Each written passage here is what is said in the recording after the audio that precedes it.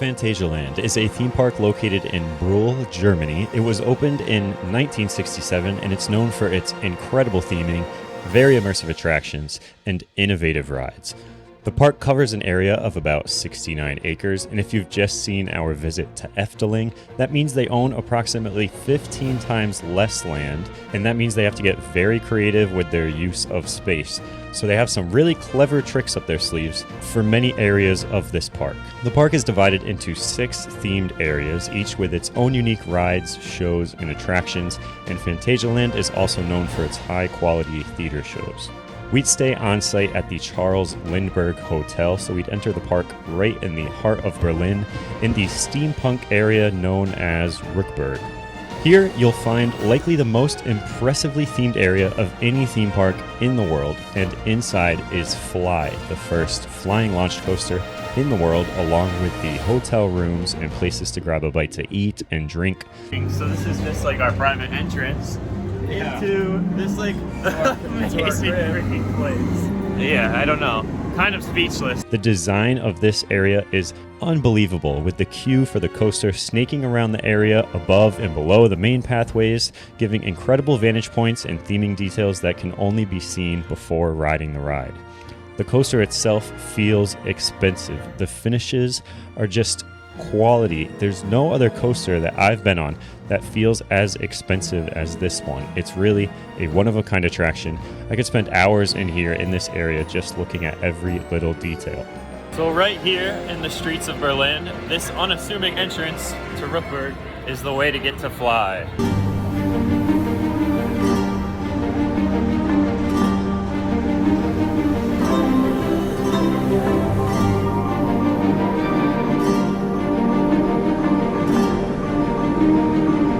It's pretty, yeah, it's like unbelievable. It's really long, longer than you expect. I think what's good, I'm not a fan of flyers, B&M flyers, but B&M doesn't incorporate airtime into their flyers. This thing has a ton, like there's a lot of elements that are just like floater airtime hills, which is like the best. That's what should go on, I think, during a flyer. It's definitely my favorite flyer, like easily above and beyond anything. I would say there was a few times, I think about 2 or 3 times, where it was like just before the moment on Manta with a pretzel loop, and it almost kind of like teases you. You think it's going to be really scary, and then it just calms right down. Yeah. It's so good. I wish it had a pretzel loop, like I really do. I think that's what it's missing. And Tatsu is like insane on the terrain, but like, I don't know, it's like so long. Like it's like an intimate blitz mixed with like a flying coaster. Like it's crazy, I don't know. I gotta ride it again. It's like one of the best rides I've ever been on. And look, El Toro Ryan. Yes. Hey.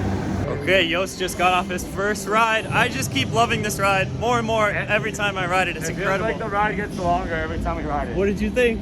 I'm totally speechless. Yeah, I know I'm Dutch. I'm Dutch, of course, as you might already know. However, that Vekoma could do something like this and outclass B&M on all levels of it.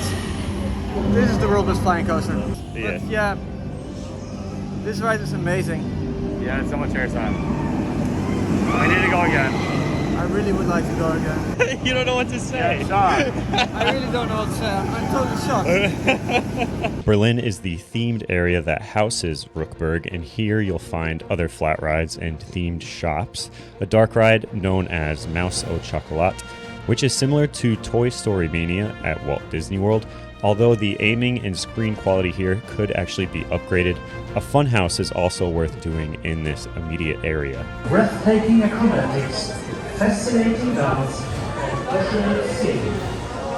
As you make your way further into the park, you're likely going to encounter Mexico next, and this is home to a variety of restaurants and rides, including Chiapas, one of the best log flumes in the world. No matter how cold it is, you gotta ride Chiapas at least once. It's literally off the rails because there aren't any. It's also worth noting that Phantasialand does soundtracks right.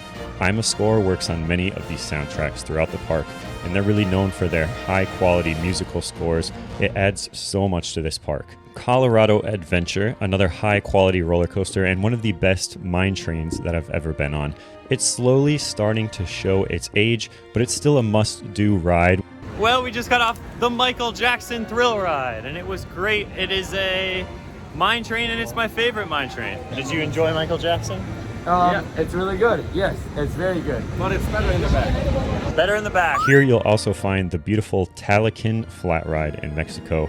The theming is so impressive here that there's usually more people watching the ride than riding the ride. A nice water and fire show accompanied the soundtrack of this really great thrill ride. Making your way further into the park is Africa, featuring a masterfully placed B&M invert. It's Black Mamba.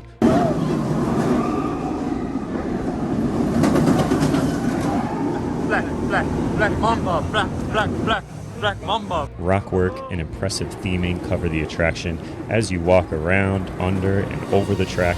Hotel Matamba is also found here, as well as an adventure trail surrounding this coaster. I rode this as a child back in 2006 and I loved it. Rode it last year and it was okay, and now it's restored my faith in the smaller coasters, so make time for it. And the best thing is, you won't need 30 minutes as it says here, you'll need about 5. Yeah, it was a very short wait. Great operations as always at this park. The operations are incredible. The medieval village of Klugheim is another one of the most impressive areas of the theme park and one of the most impressive areas in the world of theme parks. And of course, it features Taron as well as some bars and restaurants. This Intamin multi-launch coaster and the impressive rockwork walls surround you on every side. Taron is another coaster that flies under and over you as you enjoy this area of the theme park. Taron, like right now, I don't know what to say. Ooh, it's unbelievable. It's There's so much unexpected airtime. It's like unreal. There's airtime on like all these twists and turns that you never really realize when you just watch a POV. I got twisted on, you drop through like the building. I don't know, it's so good. Like, Yeah, amazing ride. Taron's near misses and the surprising laterals and pops of airtime really make it one of the best roller coasters in the world. The layout is a mess, so it's just hard to know what's coming and where you're going until you really get used to the ride, and that really just adds to the fun. If I rode it 50 times, would it drop in my rankings? It possibly could, but this is just truly a world-class roller coaster, just like everything in this park, quality. Klugheim is also home to Rake, a family boomerang roller coaster. This mystery-themed area of the park is also home to 2 other very good attractions, River Quest as well as Mystery Castle. River Quest is a rapids ride, a very impressive rapids ride for this small of an area. It's pretty incredible what they were able to do with the height that they had and just the small amount of land that this usually huge type of ride takes up. I am destroyed, but I liked it a lot. It's one of the best water rides. It looks like I've got a wet t-shirt on, but Awesome that just moves. And Mystery Castle, an indoor drop ride. I'm told that the length of the ride gets longer and better, longer in the day or on slower days. So we did get a shorter cycle. Next time, I'll be just sure to ride this in the afternoon when the line is shorter. There used to be a whole castle over there. However, the castle is turned invisible by a curse. Oh, And only the towers remain. How to restore the castle again? It's probably something, somebody invented something in the tower to make it reappear again, but it will never happen. Of course it will never happen. Otherwise the ride would close anyway. And past this is Chinatown, a small area of the park with a madhouse by Vekoma, as well as a haunted mansion style omni mover created by Schwarzkopf, and one of the oldest rides in the theme park. Lastly is the fantasy area of the park with Woostown, a large indoor area with a pair of spinning coasters. And if you do not know anything about these rides, they are quite good and definitely worth your time. Don't miss these. And they have some nice custom music. They're definitely the best of their kind out there.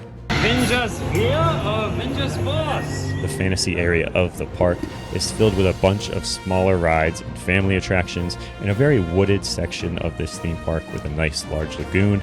There's an indoor coaster called Crazy Bats. It also exists here, and it's another ride just showing its age within the park and likely an area that's up for a future expansion. Phantasialand is a theme park that really makes use of every single square foot inside. There's hidden rides and attractions in unsuspecting places, and discovering them is all part of the fun. Just when an area seems full, Phantasialand is able to squeeze something else in, and that's just what makes it so special. Our 2 days here at Phantasialand were some of the best days of the entire trip. The park just reeks of quality, and you can see that there are no corners cut within every area. And unfortunately, because of local residents, the park does close pretty early each night, but it's still my favorite park of the trip. Nothing makes you feel the way Phantasialand does, and I can't wait to see the future and what other attractions this park comes out with. Counting. Tag, Dr. Goose. I'm tying my shoes. I'm driving a car. I'm swimming. I'm diving. Thanks as always for watching. Be sure to check out the rest of the Europe guides and our entire trip overseas. And until next time, over at the Ride to Happiness in Phantasialand, see ya.